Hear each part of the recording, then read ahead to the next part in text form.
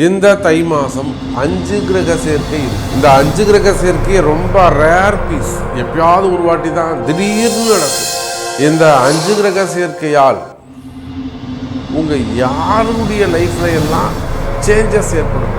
அந்த சேஞ்சஸ் எப்படி இருக்கப்போ அப்போ இந்த 5 கிரக சேர்க்கையால் வாழ்க்கையில் என்ன மாற்றங்கள் முன்னேற்றங்கள் ஏற்பட போகுது தனித்தனியாக சொல்லியிருக்கிறேன்.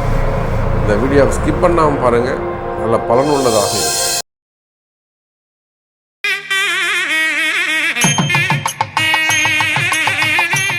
கடவுள் அருள் டிவி நேயர்கள் அனைவருக்கும் உங்கள் தாம்பரம் வாராகி ஈசனேசன் சுவாமியுடைய நல்லாசிகள், வாழ்த்துக்கள். ஜெய் வாராகி, ஜெய் ஜெய் வாராகி. பொதுவாக ஒரு மங்கள சொல் உண்டு, தை பிறந்தால் வழி பிறக்கும் அப்படின்னு. ஏன் அப்படி சொல்கிறாங்கன்னா, காலபுருஷனுக்கு 10வது வீடாக இருக்கக்கூடிய மகர ராசிக்கு சூரியன் பிரவேசம் செய்யக்கூடிய அற்புதமான நன்னாள். கர்மாதிபதி சனி பகவான் தலையெழுத்து ஒரு இந்த பூமியில் ஒரு உயிரினம் பிறக்குதுன்னா அது ஆணோ பெண்ணோ அல்லது குழந்தையோ வாலிப பருவமோ எதுவாக இருந்தாலும் அவனுடைய கர்மா என்ன, அவனுடைய பாவத்துவம் என்ன, அவன் என்ன அனுபவிக்கணும், எதுக்காக பிறந்திருக்கிறான் அப்படின்னு தீர்மானிக்கக்கூடியவர் சனி பகவான். அதை கிட்ட இருந்து செயல்படுத்தக்கூடியவர் சூரிய பகவான். அவங்க 2 பேரும் சந்திக்கக்கூடிய அந்த அதனால தான் 10ஆம் இடம் கர்மஸ்தானம்னு வச்சாங்க. அப்போது இங்கே பார்த்தீங்கன்னாக்கா சனியுடைய வீட்டுக்கு சூரியன் செல்லக்கூடிய மாதம் தை மாதம். செவ்வாய் ஆட்சி உச்சம் இருக்கக்கூடிய ஒரு அற்புதமான ராசி. அப்படியாக இந்த மாதம் தை மாதம் நல்லபடியாக பிறந்திருக்கு, புது வருஷம் பிறந்திருக்கு.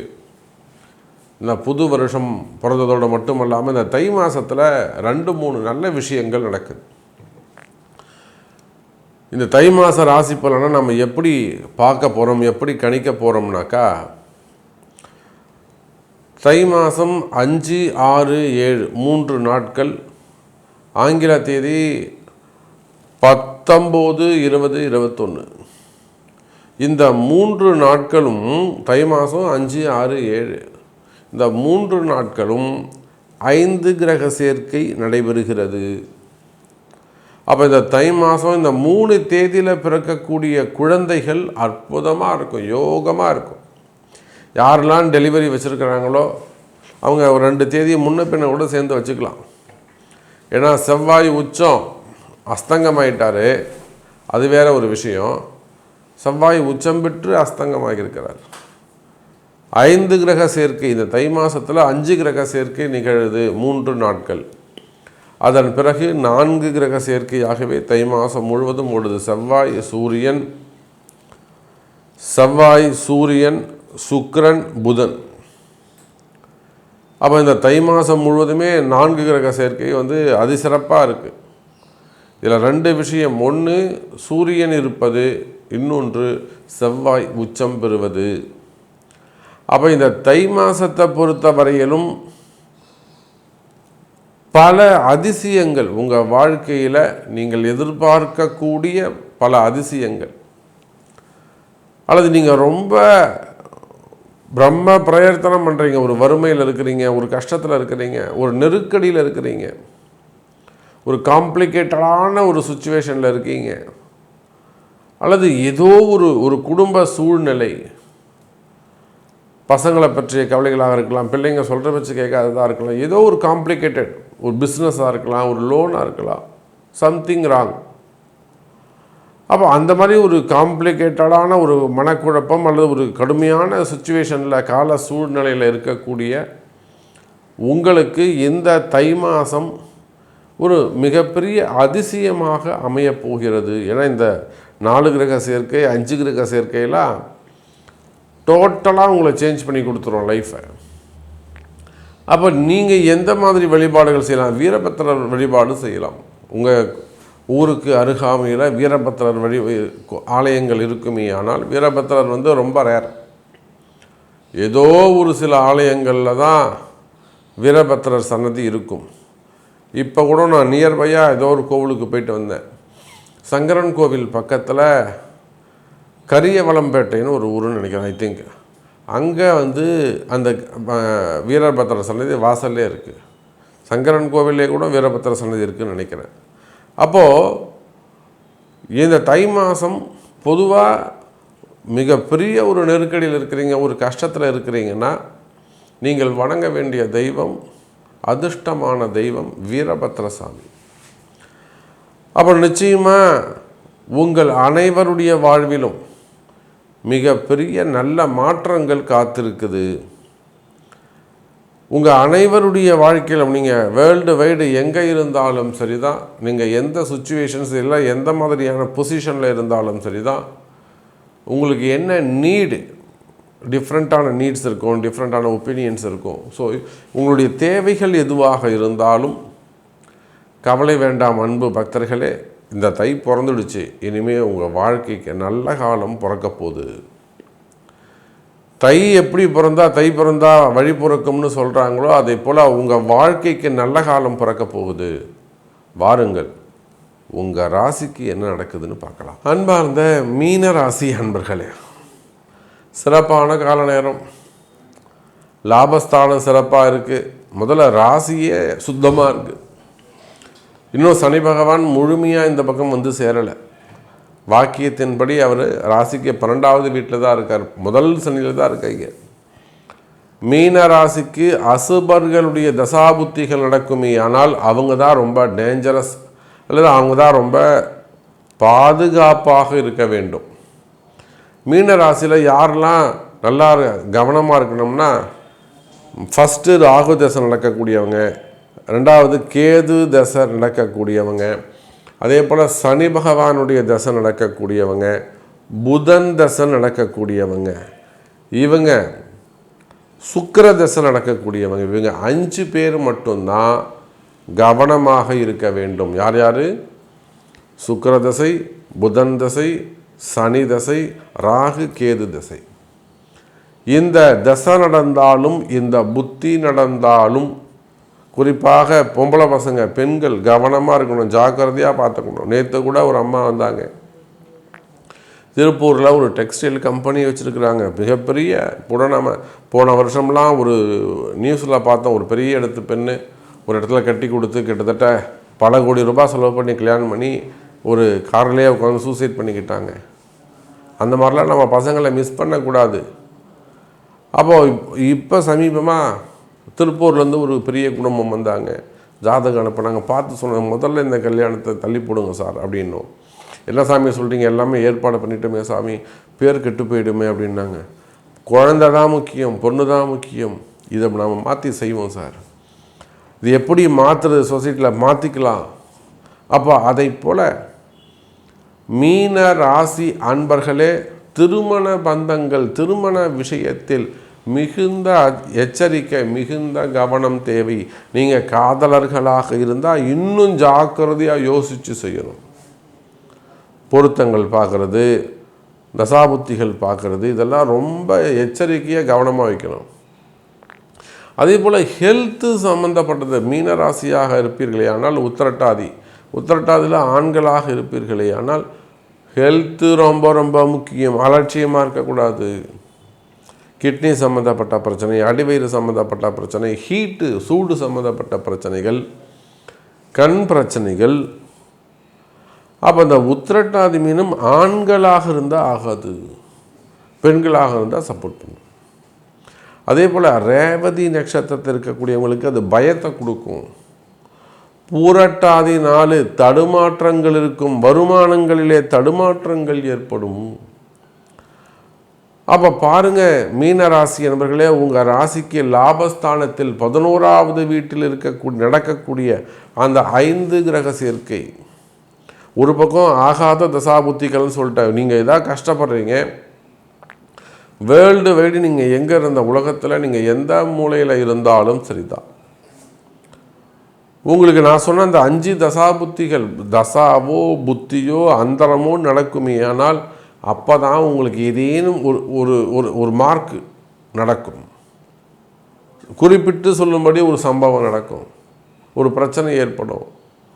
பிரச்சனையால் உங்களை தேடி வந்து காலிங் பில் அடிச்சுட்டு வந்து உங்களை டிஸ்டர்ப் பண்ணணும், டேமேஜ் பண்ணணும் லைஃப்பை, அல்லது உங்கள் நேமை ஸ்பாயில் பண்ணக்கூடிய வகையில், உங்கள் கௌரவத்தை உடைக்கக்கூடிய வகையில், தகர்க்கக்கூடிய வகையில் சில விஷயங்கள் நடந்தேறும். கவனம் தேவை மீனராசி என்பர்களே. அப்போ இந்த அளவுக்கு கூட நம்மளால் ஜோதிடத்தை சொல்ல முடியுமா? அந்த 5 திசையும் நீங்கள் யாருன்னே எனக்கு தெரியாது, நீங்கள் எங்கே இருக்கீங்கன்னு எனக்கு தெரியாது, எந்த நாட்டில் வசிக்கிறீங்கன்னு எனக்கு தெரியாது, உலகத்தில் எந்த மூலையில் இருக்கீங்கன்னு தெரியாது. நான் சொல்கிறேன், நீங்கள் ஆணோ பெண்ணோ யாராக இருந்தாலும் அந்த 5 திசையில் சிறப்பாக கவனமாக இருங்க. அப்போ உங்களுக்கு கஷ்டம் இருக்குனாக்க இந்த 5 திசையில் ஏதோ ஒன்று கனெக்ட் ஆகுதுன்னு அர்த்தம். சரி, இப்போ ஏதோ 5 கிரக சேர்க்கைன்னு ஒன்று சொன்னீங்களே சாமி, அதுவாது எங்களுக்கு சப்போர்ட்டாக இருக்கா? அது நிச்சயமாக உங்களுக்கு சப்போர்ட் பண்ணும். எப்படி? மீனராசிக்கு 2ஆம் அதிபதி 2, 9 சூப்பர். செவ்வாய் சூப்பர். உங்களுக்கு முருகரை வழிபாடு செய்வது, பழனி மலை சென்று வருவது. பழனிக்கு போனால் கூட நீங்கள் மேல் கோவிலுக்கு போன அவசியம் இல்லை, கீழே இருக்கக்கூடிய திரு ஆவினன்குடிதான் செல்ல வேண்டும். அங்கே முருகருக்கு அபிஷேகம் பண்ணணும். உங்கள் நட்சத்திரத்தின் பிரகாரம் புரட்டாதி நட்சத்திரத்திலே இந்த திரு ஆவினன்குடிக்கு சென்று அபிஷேகம் செய்வீர்களே ஆனால் மீனராசிக்கு சிறப்பு. அது ஆணோ பெண்ணோ இருபாலரும் வேர்ல்டு இங்கே எங்கே இருந்தாலும் உங்கள் பக்கத்தில் இருக்கக்கூடிய உங்கள் புரட்டாதி நட்சத்திரத்தில் பக்கத்தில் இருக்கக்கூடிய முருகர் கோவிலுக்கு போயிட்டு வாங்க, வழிபாடு செய்யுங்க. அதே போல் உத்திரட்டாதி நட்சத்திரம்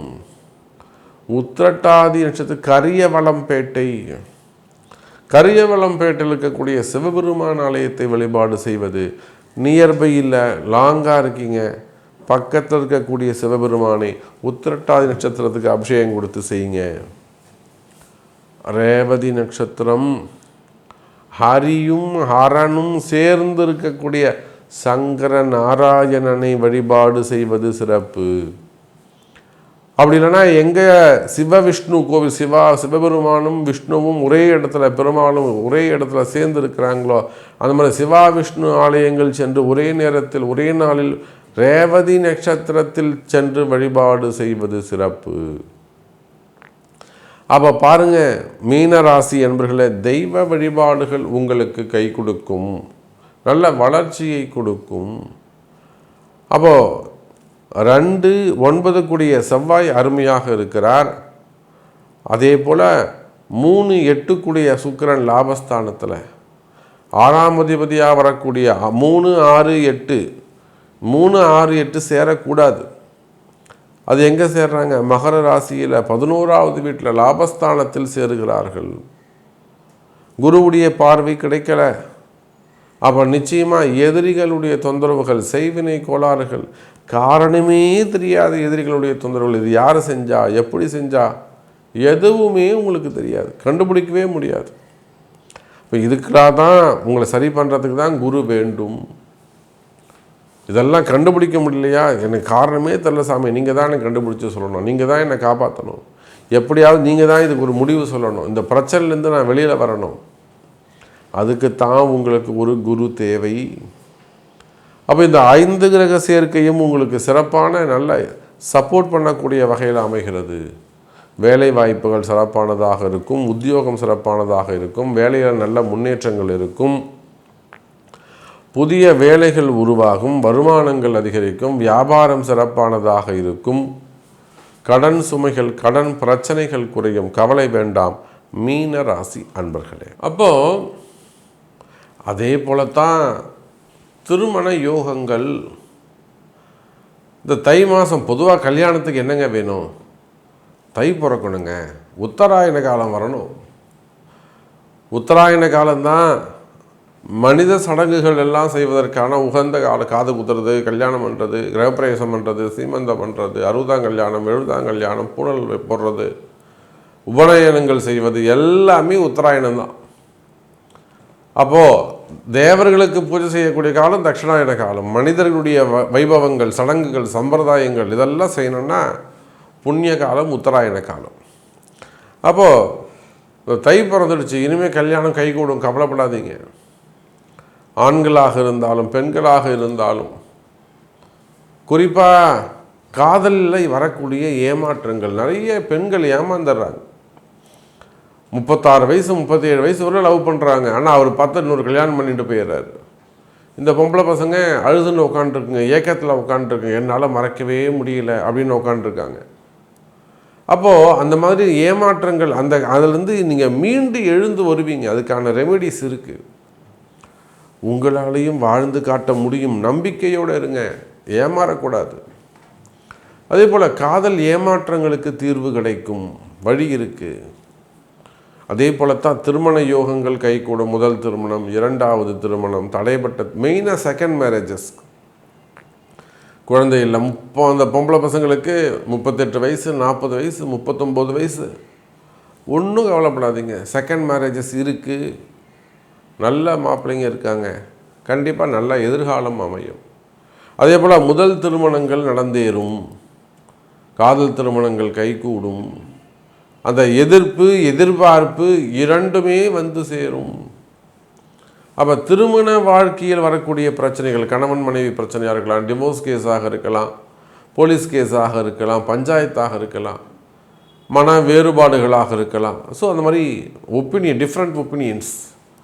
அப்போ கணவன் மனைவி பிரச்சனைகளுக்கு தீர்வு கிடைக்கும். அதே போலத்தான் குழந்தை பாக்கியம். நிச்சயமாக இந்த தை பிறந்திருக்கு என் அன்பு பக்தர்களே.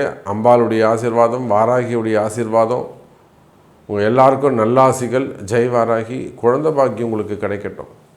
இந்த குழந்தை பாக்கியத்தை பொறுத்தவரையிலும் கணவன் மனைவி இருவருடைய ஜாதகம் முக்கியம். அருகாமையில் இருப்பீர்களே ஆனால் நேரில் வந்தீங்கன்னாக்கா சிறப்பு. வெளியூரில் இருக்கிறீங்கனாக்கா நம்ம ஃபோன் கன்சல்ட்டிங்க உங்களுக்கு நல்லது. அப்போ குழந்தை பாக்கியம் கைகூடும். அப்போ இதே போலத்தான் உலகம் முழுவதும் வாழக்கூடிய நண்பு பக்தர்கள் எல்லா விதமான சுப வைபவங்கள், கம்பெனி பூஜைகளாக இருக்கலாம், ஃபேக்ட்ரி பூஜைகளாக இருக்கலாம், இடதோஷங்களாக இருக்கலாம், அல்லது செய்வினை கோளாறுகள், பரிகாரங்கள் எதுவாக இருந்தாலும் சிறப்பான முறையில் உங்களுக்கு நல்ல முறையில் வழிகாட்டப்படும், செய்து தரப்படும் என்பதை சொல்லிக்கொண்டு மீண்டும் வேறொரு அற்புதமான பதிவில் உங்களை சந்திக்கிறேன். நன்றி. நமச்சிவாயம். ஜெய் வராகி. ஜெய் வராகி. கடவுள் அருள் டிவியை பார்த்தமைக்க நன்றிகள். மேலும் இது போன்ற தகவல்களை தெரிந்து கொள்ள கடவுள் அருள் டிவியை சப்ஸ்கிரைப் செய்யுங்கள். மறக்காமல் பெல் ஐக்கானை கிளிக் செய்யுங்கள்.